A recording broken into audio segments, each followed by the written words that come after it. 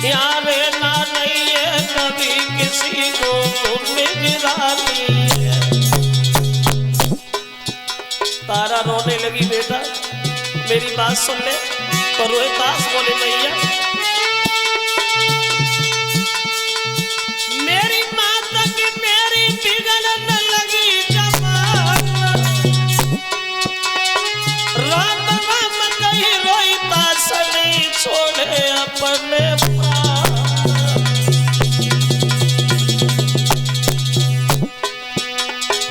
जाकी मैया तड़पती रही के बेटा माँ से बनियो, जाकी मैया बिलखती रही के गोदी खाली करियो।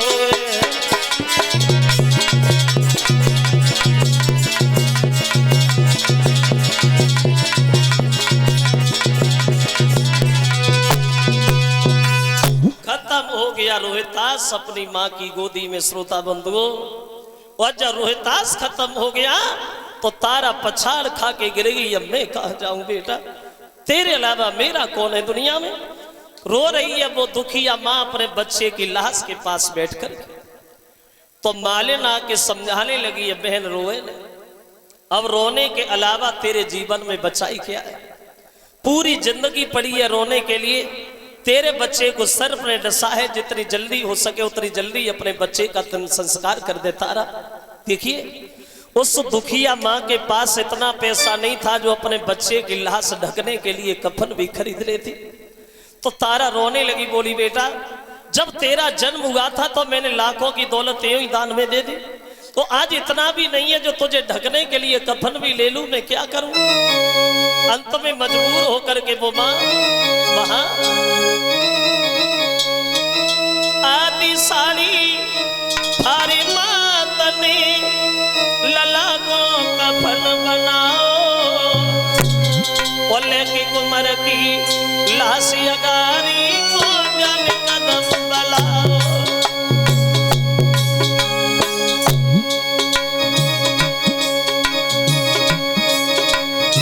पहुंच गई शमशान घाट में बेटा को लिटाई,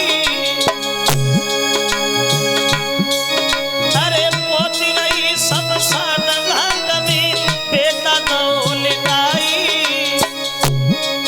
और अपने पुत्र के काज मैया गई चिता बनाई। अब कम बाज की चिता बनल कम छाती से लेती लगाई, कम बाज की चिता बनल कम छाती से लेती लगाई। और हरिश्चंद्र महाराज तनैया के पास में आई।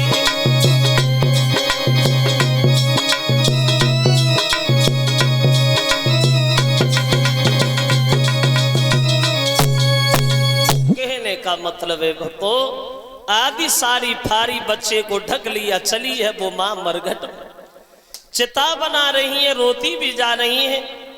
रोने की आवाज जब हरिश्चंद्र पहरेदारी में लगे हैं उनके कान में पड़ी है तो हरिश्चंद्र सामने खड़े हो गए। तारा तुम यहाँ मरघट में क्या करने आई तारा।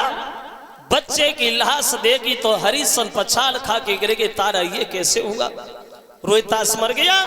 तो कहने लगी महाराज मेरे बच्चे को कोई सर्प डस के चला गया। तो हरिश्चंद्र बोले तारा माफ करना, तुम्हारे पास टका है। बोले कुछ नहीं है महाराज, इतना भी नहीं था पैसा जो बच्चे की लाश ढकती कफन लेती, कुछ नहीं है हमारे पास। तो हरिश्चंद्र कहने लगे तारा क्षमा करो, मेरे महाराज का हमारे ऊपर ही आदेश है, यहाँ बिना टका के मुर्दा नहीं जलेगा, बच्चे को उठाओ और कहीं दूसरी जगह ले जाओ। तारा रोने लगी, बोली प्रभु कैसी बातें कर रहे हो, क्या ये लड़का आपका नहीं है। हरिश्चंद्र बोले हाँ तारा जानता हूं ये लड़का हमारा है। अगर ये लड़का हमारा है तो तू भी तो हमारी पत्नी है। ध्यान कर पुराना, कितनी बार मैंने तुझसे कहा कि मेरा घड़ा उठवा दे तारा, तूने एक नहीं मानी। और जब रिश्ता बता रही है मतलब आया है तब और बोले तू बिरथा लहा से धरे मरघट पे और रोई रही तारा ना, कुमरन में नाई तुम्हारी हम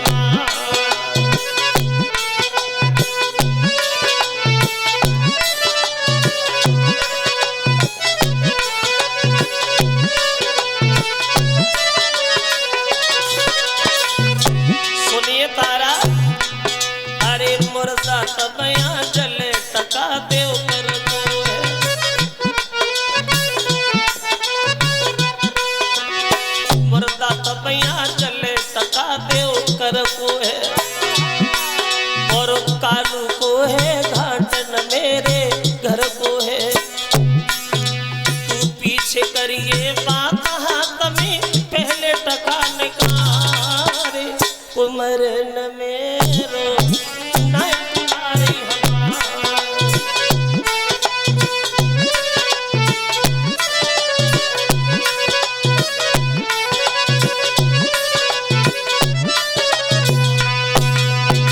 बिना टका के मुर्दा नहीं जलेगा तारा। समझ गई अब ये मानेंगे नहीं तो बोली महाराज तो बच्चे की लाश को तो जल जाने दो, हम बाद में टका का इंतजाम भी कर देंगे।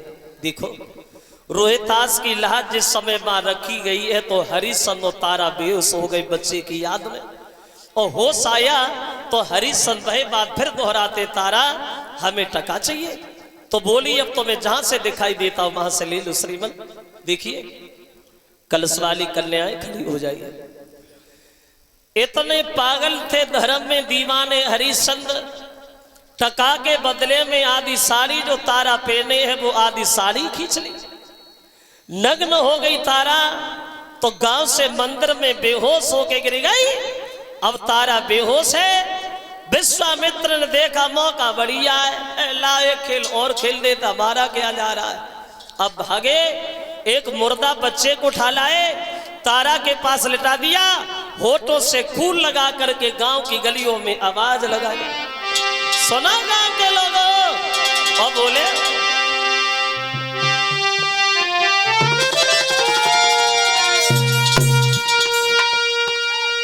अब विश्वामित्र भगे भारत और एक मुर्दा ढूंढ के लाओ,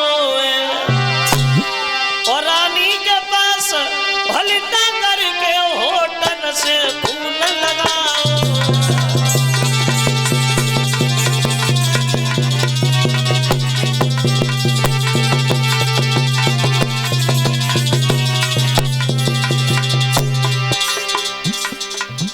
मुर्दा बच्चे को उठा लाए, तारा के पास लिटा दिया, होठों से खून लगा दिया, और गांव की गलियों में आवाज लगाई। सुनो गांव के लोगों,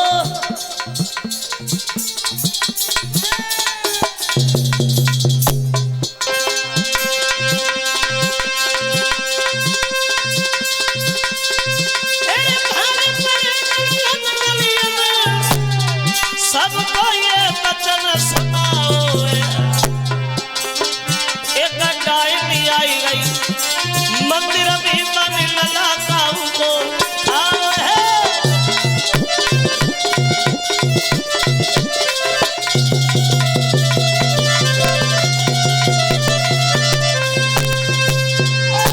होठों से खून लगाए और गांव की गलियों में आवाज लगाई। सुनो गांव के लोगों, तुम्हारे गांव से बाहर जो एक मंदिर है उस मंदिर में एक डायनी आई जो दूसरे के बच्चों को खा रही। पता नहीं किस मां की गोदी खाली कर दी, पता नहीं किसके बच्चे को मार दिया। अपने अपने बच्चे देखभाल के रखना, होशियारी से रखना। जो ये शब्द कहे तो पूरे गांव में खबर जब फैली है तो लोग डरने लगे। अब क्या होगा, अब क्या होगा। तो कालू मेहतर ने हरिश्चंद्र को तलवार दी, बोले जा और उस राक्षसी का वध तुम्हें करना, ठीक है ना। अब हरिश्चंद्र भागे और आवाज लगाई। तारा उठ करके खड़ी हो गई, बोली महाराजा। हरिश्चंद्र चिल्लाने लगे, पागल औरत, तेरा लड़का मर गया तो इसका मतलब ये तो नहीं हुआ कि दूसरे को बच्चे को खाने लगी तू।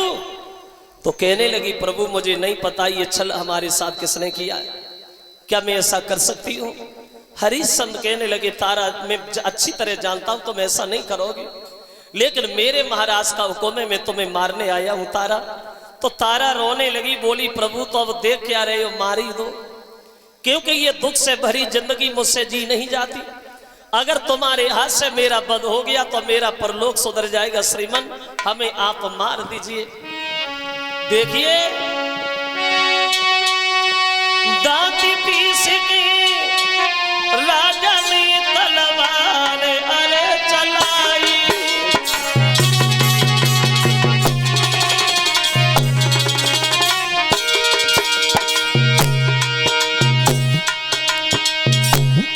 जो हाथ ऊपर को किया विश्वामित्र ने पीछे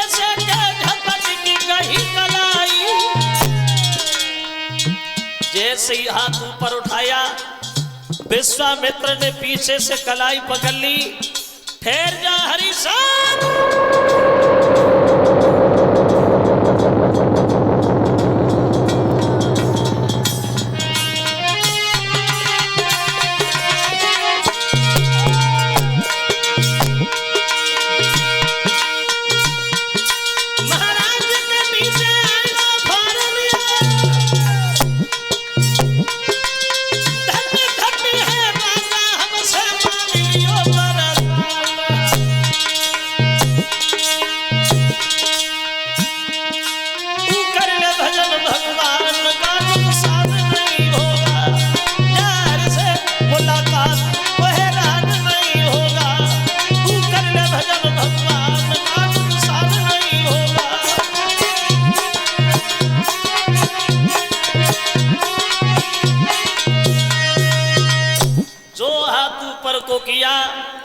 विश्वामित्र ने कलाई पकड़ ली। रुको, एक निर्दोष अबला पे हाथ उठाते ये बहादुरों को कतई शोभा नहीं देता।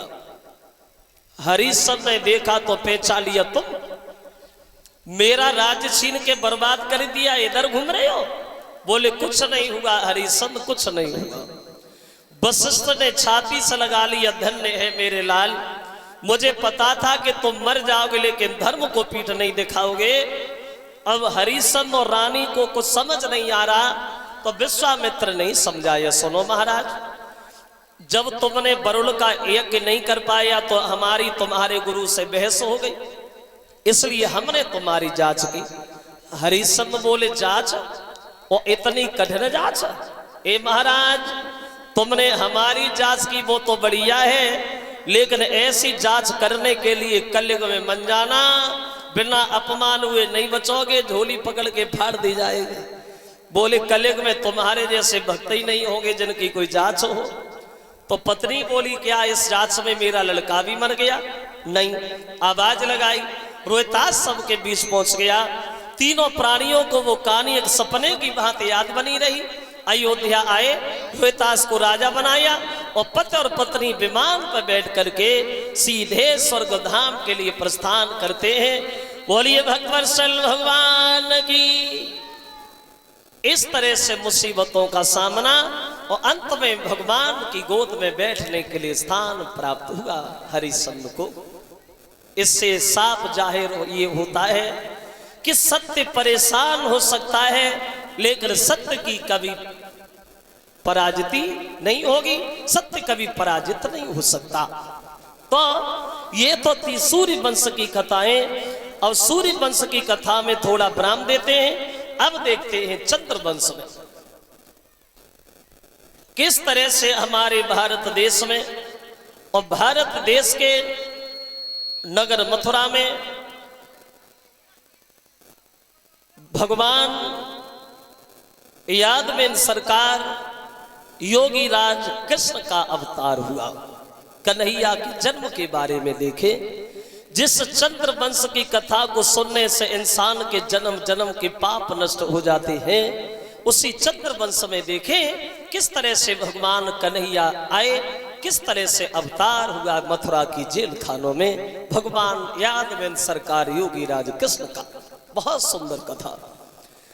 ये एक मुकुट और एक साल और एक तस्वीर 251 रुपए का हार 50-50 रुपया साथियों को भेंट कर रहे हैं। परिषद एवं एक पति जी को एक सॉल से सम्मानित कर रहे हैं हमारे नितिन यादव फौजी, जो ये बैराम नगर के रहने वाले हैं।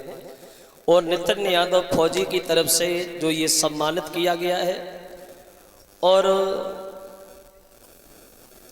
100 रुपये आए हैं अश्विनी और सृष्टि, ये नगला मोती के रहने वाले हैं, छोटे छोटे बच्चे। 501 रुपया भिजवा रहे हैं। 21 रुपया सभी साथियों को।